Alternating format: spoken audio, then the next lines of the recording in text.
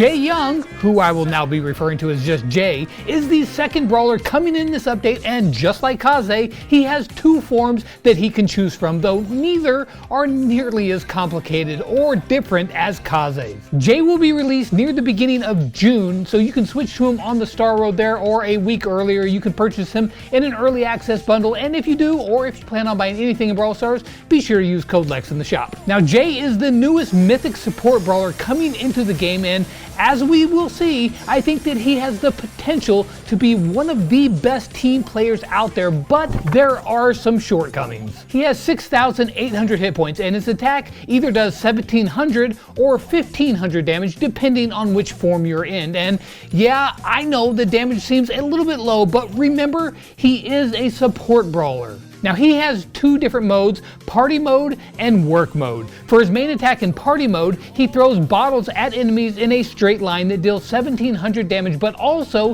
he heals his teammates for 1,300 health. Now his second form, which is his work form, deals 1,500 damage, but it also leaves a trail on the ground that gives you and your teammates a speed boost. However, why is he dealing less damage when he's supposed to be working? Slacker. Now in both forms, his attacks are very straightforward.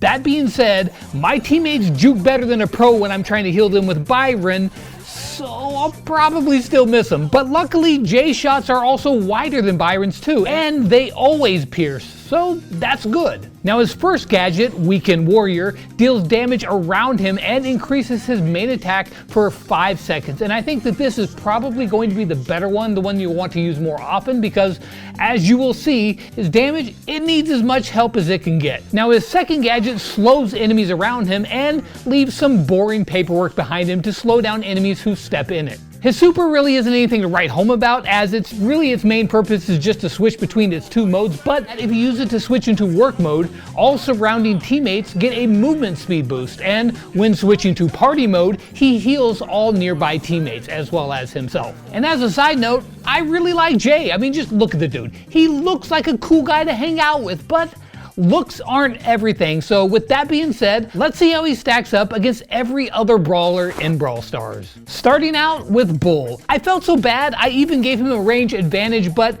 it still didn't matter, and Bull stomped him out. Now he tries his best against El Primo, but there's just really no way, and Rosa shows him no mercy as she punches his lights out. Daryl doesn't even need to roll and still gets the job done, and Jackie and her hard hat take almost no damage before she sends him crying. Frank just laughs off Jae's damage and even stops to taunt him. But BB wastes no time and gives him a swift defeat. Now Ash just charges in and Jae cannot handle the rage, and even Hank is able to take his sweet time to blow his bubbles with ease. Buster shuts him down, which we all kind of expected, and Ollie doesn't even need to break a sweat here. Now Meg may have lost her mech, but she doesn't really need to worry, and Draco?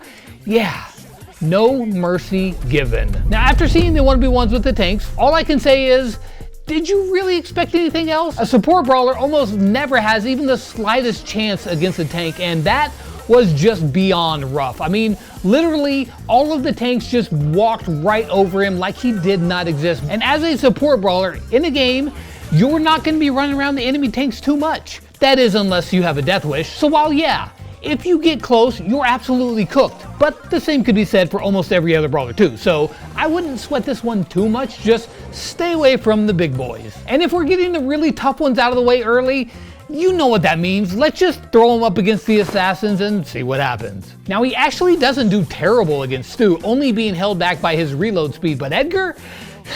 Yeah, not in a million years. Sam walks through his attacks like they're just tickling him, and Shade gets the best of him, but it was a somewhat close call. Mortis brings him straight to the mortuary, and Buzz shows no mercy as he blasts him with his whistle. Fang's able to use raw damage from his kicks to make short work of him, and Miko steals his ammo and the competition. Now Melody takes a second to get her notes going, but once she does, Jae was as good as gone. I guess he didn't win that singing competition. Lily makes short work of him, and after a very close call, Crow gets his mark and takes him out.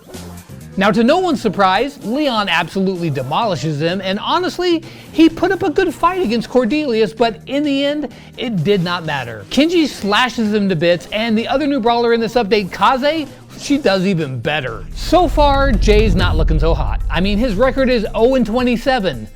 Yeah, not good. Now, there are some brawlers that can coexist around assassins that have the tools to deal with them, but Jay, he is not that brawler. So if you're in a game and there's an assassin on the field, just keep your head on the swivel and make sure you know where that assassin is, or else you just might not like where it ends up taking you. Now, speaking of facing brawlers that he might have a chance with, up next are his fellow support brawlers, so let's see how he does. Now, right out of the gate, he faces Poco, and he finally gets his first one. No? That's Poco that he just lost to.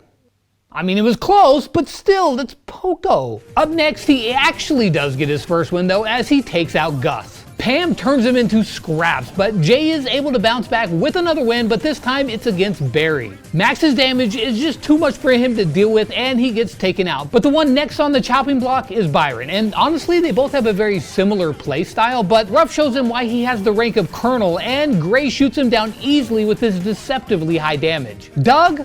Well, I mean, yeah, it's Doug. He wins these. And then he faces Kit, and he just barely gets robbed of a win. I mean, look, 3 wins is better than no wins at this point, and Jay needs whatever he can get. Now, I was a little shocked by those matchups, honestly. I thought that he would do better, but he's just not really built for raw damage output. But still, to not even be able to hold your own against the support brawlers, it's a little concerning. But on the other hand, we have brawlers like Byron, who is very good, but does terrible in these tests. So honestly, maybe it's not that bad, and maybe we'll get a better idea of how good he's going to be after he faces the next group of brawlers, the Controllers. Now, Jay starts out this group with a bang by winning against Jesse just by the skin of his teeth, and then keeping his own hype train going by defeating Penny right afterwards. Look at that, 2 in a row. You go, Jay. Oh yeah, but then there's Bo, and he puts an end to that real quick, as well as Ems, who melts him in a blink of an eye. Griff, well, you always know how that one goes, and Gale shows him no mercy either. Even Meeple's able to take him down despite his slow reload speed, and Gene just barely knocks him out. Mr. P sends him packing, and Squeak turns him into a puddle. Lou and Otis both show their superior damage, and Willow just barely loses before her damage takes Jay out. Chuck's able to beat him without even having to try, but Charlie, on the other hand, is just barely able to make the cut. Finks finishes him off with no problem, and Sandy and Amber both take him out with ease. Yet another group of brawlers with lower damage in general, yet Jay is still not able to do too much here. And at this point, I think it's obvious his glaring weakness. And of course, I'm talking about his damage. Duh. Now, I understand that he is a support brawler, but if you play against him in a real game, and if you keep Jay's weaknesses in mind, as we've seen, almost any brawler can shut him down with relative ease. So let's just see if he fares any better against our next group of brawlers, which I kind of doubt, because it's the damage dealers. Shelly's able to take him out no problem. Are you surprised? Nita does just the same. However, Colt surprisingly had a difficult time beating him, but 8-Bit? Yeah. Sorry, Jay, that one ain't happening. And just like Colt and Rico, Carl manages to get a shot off right before he would have lost. Now, Jay does manage to get a win against Colette, which isn't too surprising since she can't use her super, but what's not surprising is Lola taking the W. Pearl turns up the heat, and Tara lets Jay know it's just not in the cards for him this time. Eve manages to take him out in a narrow fight, but RT just completely shuts down the competition. Clancy is able to take him out with time to spare, and Mo wins yet by another photo finish. Lumi drums out the cries of Jay, but Spike's reload speed just can't keep up, and Jay gets another win here. And then finally, Surge and Chester close out the damage dealers with absolutely no contest whatsoever. Okay, this one was also expected. I mean, the brawler whose weakness is dealing damage is taking hits and going against a class built specifically for dealing damage. So, yeah, not too surprised here that he struggled against this group. I was surprised, however, that he managed to get a win against Spike, showing that while, yeah, I mean, his reload speed isn't great, he can get the job done and it could definitely be worse. Meaning that in a real game, if you can hit your shots, prioritize a single target, Jae is going to have opportunities to catch his opponents off guard, especially when they don't have any ammo. You really just need to stay at range because his range is probably his biggest asset. And speaking of range, up next are the marksman brawlers. Brock's able to start out the marksman with a win. I mean, it was a close call, but still a win is a win. Piper snipes him down with 2 quick shots, but if you watch that footage, that last shot from Jae would have killed her if it would have hit her first. So this honestly could go either way in a real game. Just like Piper, B is able to win, but very narrowly. So B, wait for it, be careful. Okay, you know what? Don't roll your eyes at me. You know you kind of laughed at it. Jae's able to win against Nani, but this time it's the other way around because he is the one who needs to be extra careful because in a real game, that one could go either way. Now Bonnie takes a win with really no contest. She has so much health. However, Belle ends up losing because of her reload speed. Mandy clutches up and gets a win, and Maisie shows off that high damage and unload speed gets one of the most decisive wins of the marksman brawlers. Angelo wins, but not by much. It took some really precise timing just to make sure that he would get enough damage before he got taken out. Now Janet was also able to take him out, but like most of these brawlers, it was very close. Now after seeing the 1v1s versus the marksman brawlers, I think that we're starting to see a bit of a clearer picture here.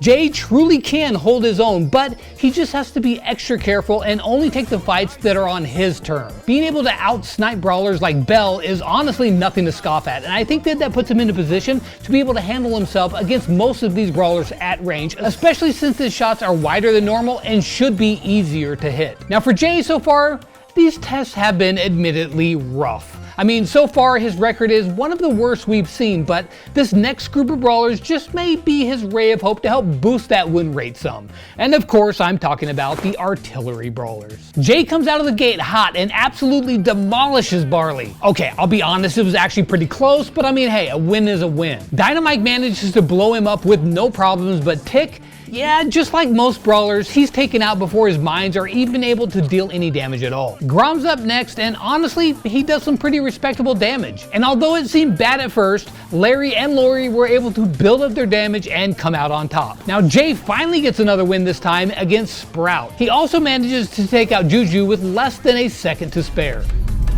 So there you have it, Jae 1v1 versus every brawler, and yeah, he didn't do so great. In fact, his win-loss ratio is absolutely horrendous, sitting at 14 and 79. So the elephant in the room here is he any good? And I think the answer actually is, yes, he actually is good, but only if you keep him in the context of what he's supposed to be doing. You have to keep in mind that he is a support brawler. You're not going to be out there creeping in the bushes waiting to blow somebody up with Jae. I mean, I guess you could, but it probably wouldn't end too well for you. That being said, he has a really great range. He has piercing to go along with that. His shots are pretty easy to hit, and with his gadget, he can really boost that damage to sharpshooter levels. And that's not even taking into account the healing which he does, which is quite good. You can swap modes to suit the situation that you're in, and if you catch a team slipping, that piercing ramp-up damage is actually really strong.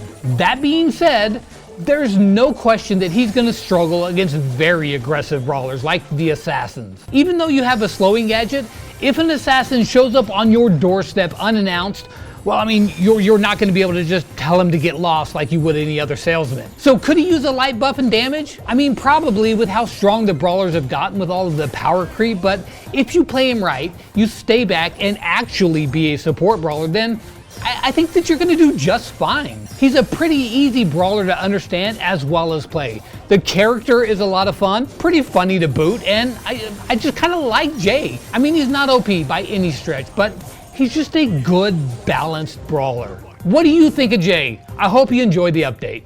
Peace out.